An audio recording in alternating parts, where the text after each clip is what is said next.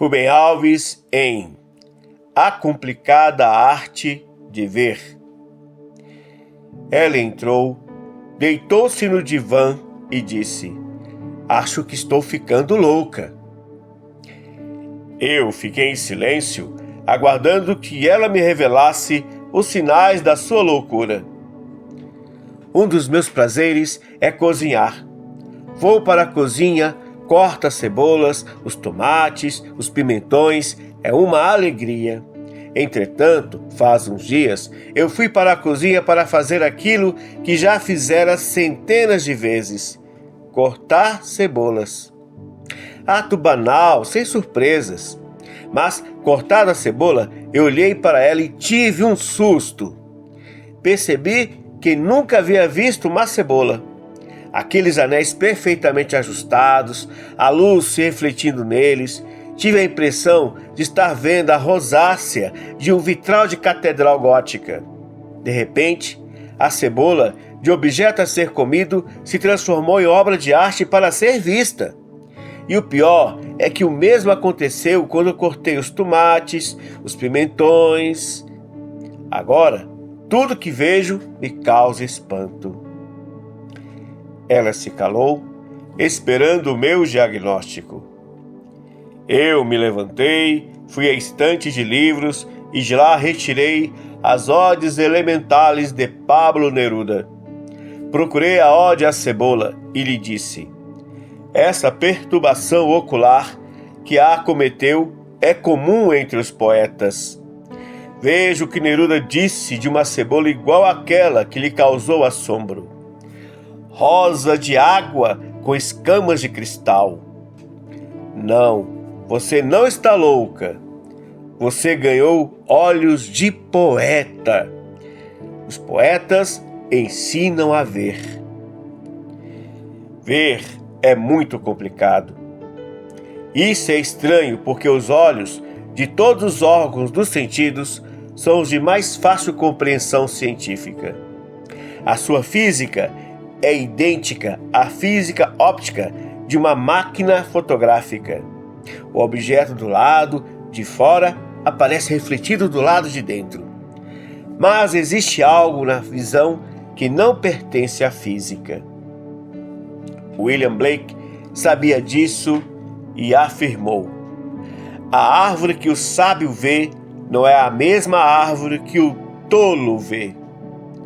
Sei disso por experiência própria. Quando vejo os ipês floridos, sinto-me como Moisés diante da sarça ardente. Ali está uma epifania do sagrado.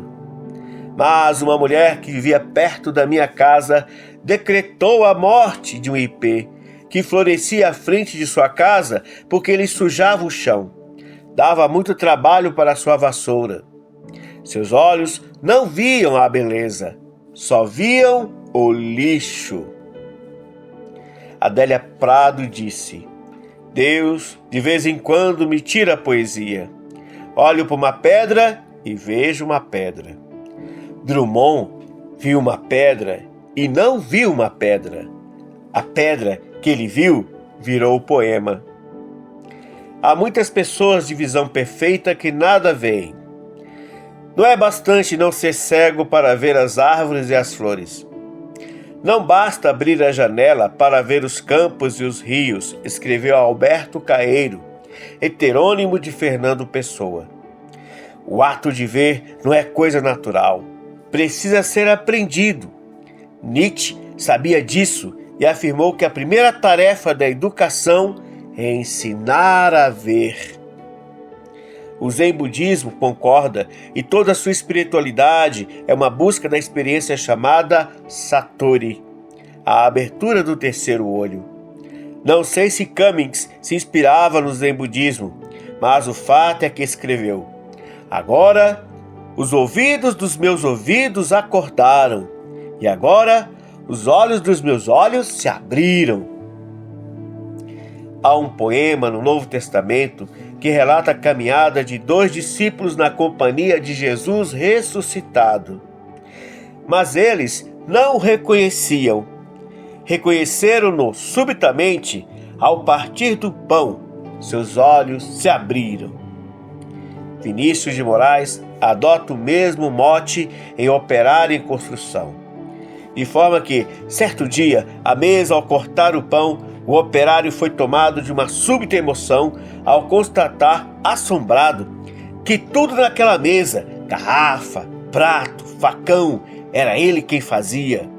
Ele, um humilde operário, um operário em construção. A diferença se encontra no lugar onde os olhos são guardados. Se os olhos estão na caixa das ferramentas, eles são apenas ferramentas que usamos por sua função prática. Com eles, vemos objetos, sinais luminosos, nomes de ruas e ajustamos a nossa ação. O ver se subordina ao fazer. Isso é necessário, mas é muito pobre. Os olhos não gozam.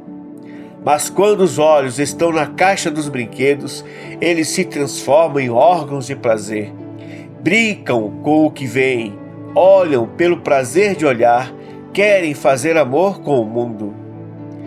Os olhos que moram na caixa de ferramentas são os olhos dos adultos. Os olhos que moram na caixa dos brinquedos, das crianças. Para ter olhos brincalhões, é preciso ter as crianças por mestras. Alberto Caeiro disse haver aprendido a arte de ver com o menininho, Jesus Cristo fugido do céu, tornado outra vez criança eternamente.